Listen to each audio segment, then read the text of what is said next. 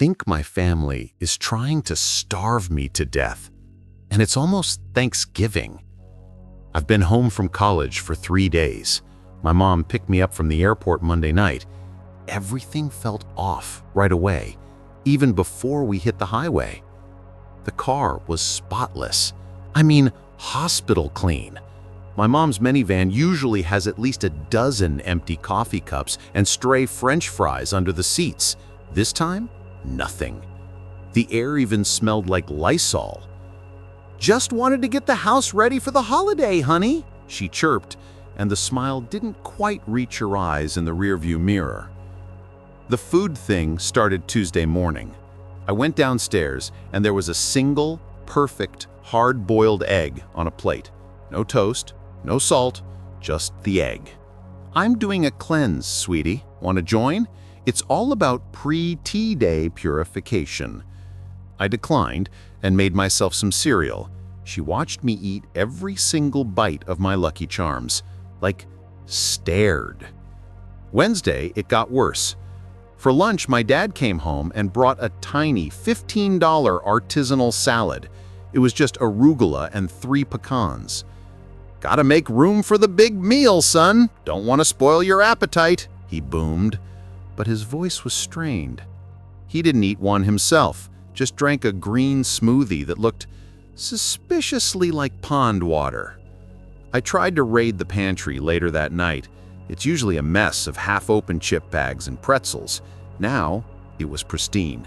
Cans were lined up like soldiers, and the shelves were empty of anything snackable, except for this one massive, industrial-sized bag of flour.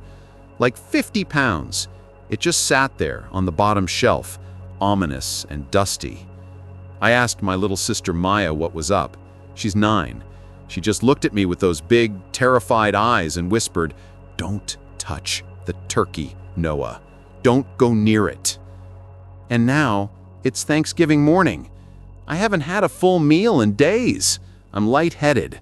I got up at 7 a.m. because I could smell the stuffing, but when I went to the kitchen, the air was cold. The oven was off. My parents and Maya are sitting at the dining room table, sipping clear liquid from wine glasses. There is no Macy's parade on the TV. There is no football.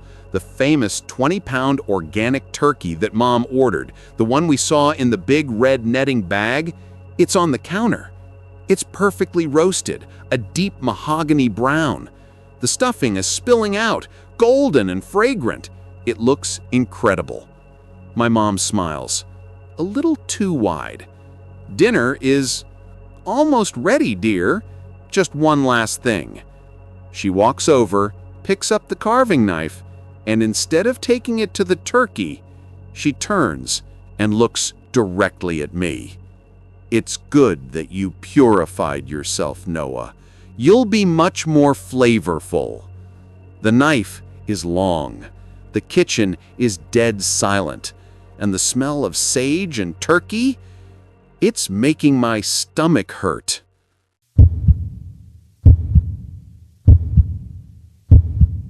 My sister hosted Thanksgiving this year at her new place in suburban Ohio. Big colonial house, manicured lawn, the works. She'd been bragging about it for months in our family group chat. "Finally have space for everyone," she texted, "doing it potluck style to make it easy." I should have known something was off when I pulled up Thursday afternoon. There were 12 cars in the driveway. 12! Our family's only 6 people, tops. "Oh, I invited some neighbors," Sarah chirped when I walked in, balancing my green bean casserole.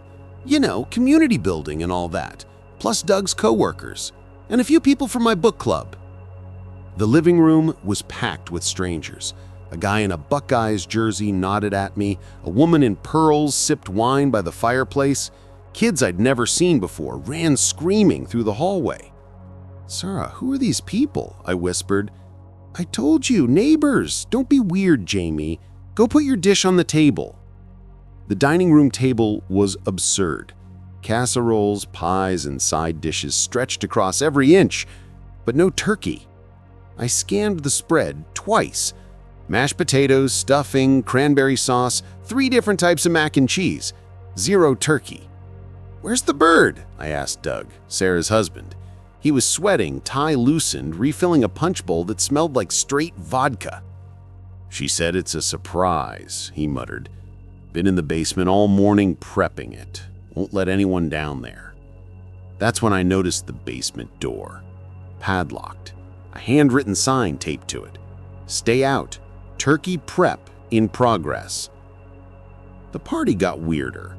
Sarah kept disappearing for 10, 15 minutes at a time. She'd come back upstairs with dirt on her knees, hair messed up, smiling too wide. "Almost ready," she'd announce, and everyone would cheer. These strangers cheered like they'd known her for years. I cornered Doug in the kitchen. "Dude, what's going on?" "I don't know, man." His hands shook as he opened another bottle of wine. "She's been acting strange since we moved in. Found this old cookbook in the attic, got obsessed with it. Says it's got authentic colonial recipes. She won't let me see it." "Colonial recipes? From like the 1600s, pilgrims and shit." A scream echoed from the basement. Everyone in the living room went silent. Then Sarah's voice, muffled. "It's fine. Just dropped something." I was done. I grabbed my coat and headed for the door. That's when I saw it through the back window. The yard, freshly turned dirt in a perfect rectangle, about 6 feet long, 3 feet wide. My stomach dropped. I ran to the basement door, yanked at the padlock. "Sarah, open this right now!"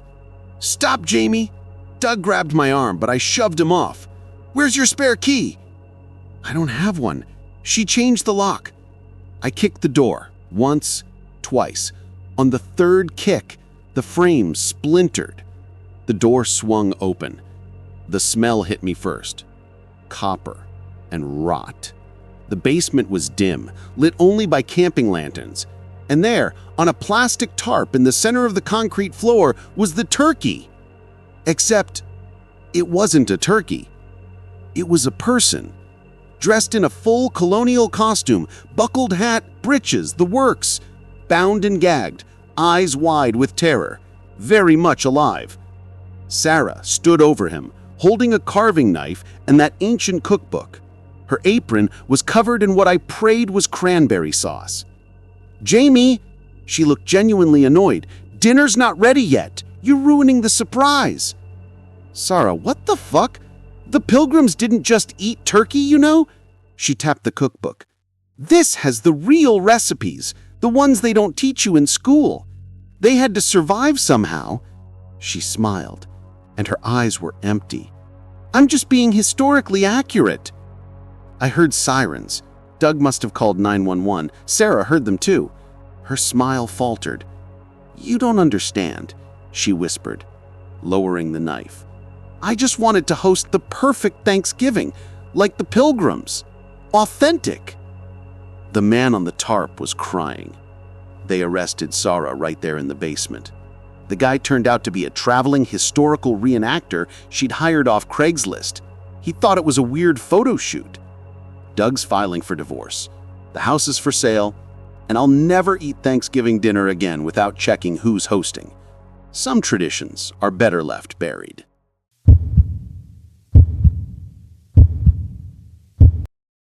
The turkey was perfect. Golden brown skin, crispy and glistening under the dining room chandelier. Mom had outdone herself this year, and she knew it. She stood at the head of the table, carving knife in hand, beaming at all of us gathered around. "Before we eat," she said, "I just want to say how grateful I am that we're all here together."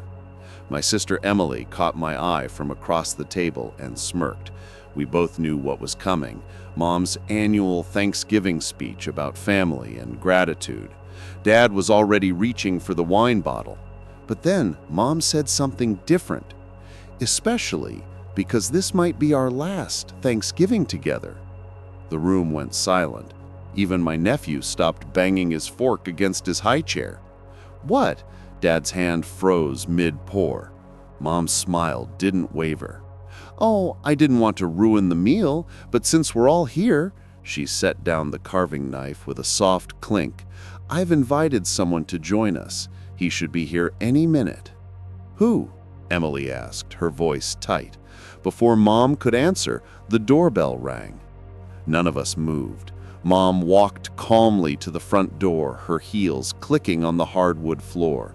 We heard the door open, heard her greeting someone warmly, heard a man's deep voice respond. When they entered the dining room, my blood went cold. The man was tall, maybe mid-50s, with graying hair and an easy smile. He wore a nice sweater and khakis, the kind of outfit you'd see in a Land's End catalog. Everything about him screamed normal, except for one thing. My father's face had gone completely white. "Everyone," Mom said cheerfully, "this is Robert Chen." "Robert, this is my family." "Mr. Chen, please call me Robert." The man's smile widened as he took a seat in my chair, which Mom had apparently saved for him. I stood awkwardly by the wall. "It's been a long time, David." My sister looked between Dad and the stranger. "How do you two know each other?"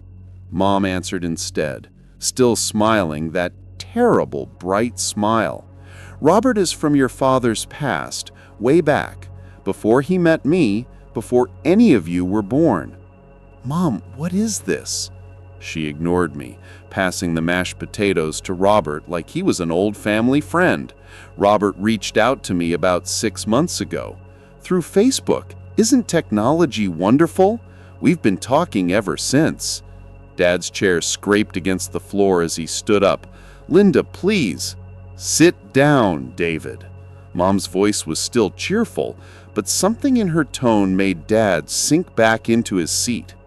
"We're going to have a nice Thanksgiving dinner, and Robert is going to tell us all about Seattle, 1989.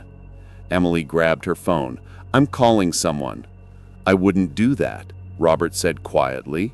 He hadn't stopped smiling. "Your mother and I have an understanding. This is just a conversation, a long overdue conversation." "About what?" My voice came out shaky. Robert looked at Dad. "About a girl named Michelle Torres. She was 19. She worked at the coffee shop near Pike Place Market." He paused, taking a deliberate sip of wine. "And then she disappeared." The temperature in the room seemed to drop 10 degrees. "Dad?" Emily's voice was small. Dad's hands were shaking. "I didn't. It wasn't. He didn't mean to," Mom interrupted, and now her smile was gone. Her face was calm, almost serene. "That's what he told me when I figured it out. 3 months ago, I found something in the garage, something he'd kept hidden for 35 years. I felt sick. Mom, we should—" She was going to report him. Robert continued. "Michelle saw something she shouldn't have at that coffee shop. Your father was running a side business, something that could have sent him to prison. So he followed her home one night." "She fell," Dad said desperately. "It was an accident, I swear to God." "And you buried her in the construction site where they built that new condo complex," Robert finished. "I know. I've known for decades. I was Michelle's boyfriend." The chandelier above us seemed too bright, the turkey's smell suddenly nauseating. My nephew started crying. Robert leaned forward. "I've spent 35 years looking for proof, for justice. Your mother finally gave me what I needed. The police are outside, David. They've been listening to everything."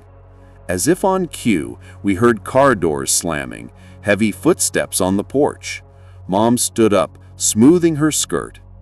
"I really am grateful we're all here together," she said softly, looking at Emily and me, "because after today, things are going to be very different."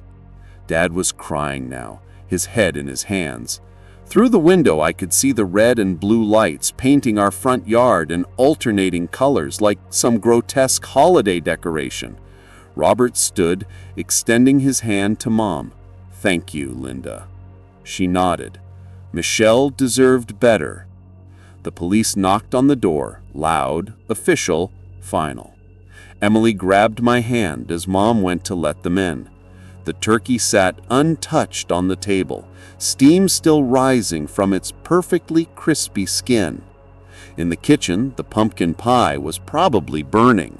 I could smell it starting to scorch. I realized then that I'd never be able to celebrate Thanksgiving again without remembering this moment. The moment I learned that the man who taught me to ride a bike and helped me with my homework was a murderer. The moment our family stopped being a family. Mom returned with 4 police officers. "David Brennan, you're under arrest for the murder of Michelle Torres."